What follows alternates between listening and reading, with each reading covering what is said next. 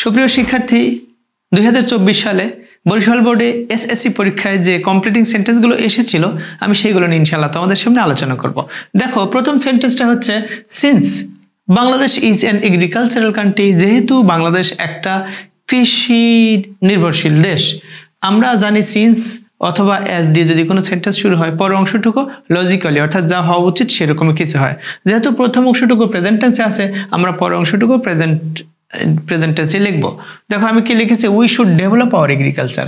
কি বলেছিল প্রথমে, যেহেতু বাংলাদেশ একটা কৃষি নির্ভরশীল দেশ আমাদের উচিত কৃষিকে ডেভেলপ করা, এই জন্য আমি কি লিখেছি, we should develop our agriculture.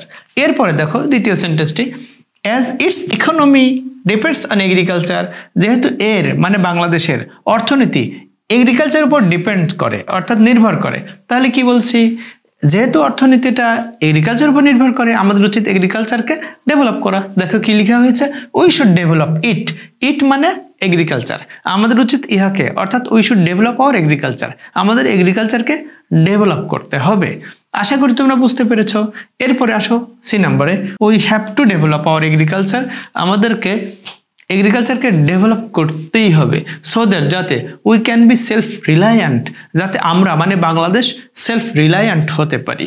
So that তো উদ্দেশ্যমূলক বাক্যের ক্ষেত্রে বসে, যেহেতু আগের সেন্টেন্সটা প্রেজেন্ট টেন্সে ছিল এই কারণে পরের অংশটুকু আমরা কি করেছি, ক্যান প্লাস ভি ওয়ান দিয়ে কমপ্লিট করেছি।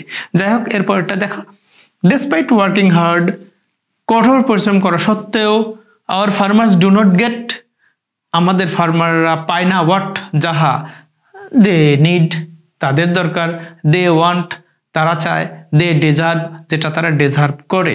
তুমি যেভাবে লিখতে চাও লিখতেই পারো, কোনো সমস্যা নেই, শুধু মিনিংফুল হতে হবে এটা খেয়াল রাখবে আর কি।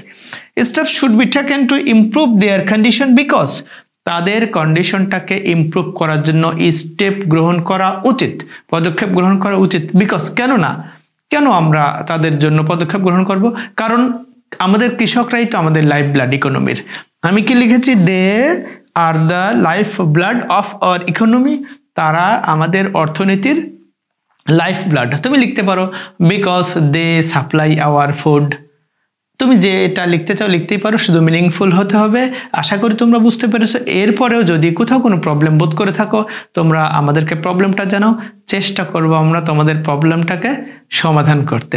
এছাড়াও পরবর্তীতে কোন বিষয়ের উপর তোমরা ভিডিও চাও আমাদেরকে জানাবা, আমরা চেষ্টা করব তোমাদের রিকোয়ারমেন্ট অনুযায়ী ভিডিও তৈরি করতে। আল্লাহ হাফেজ।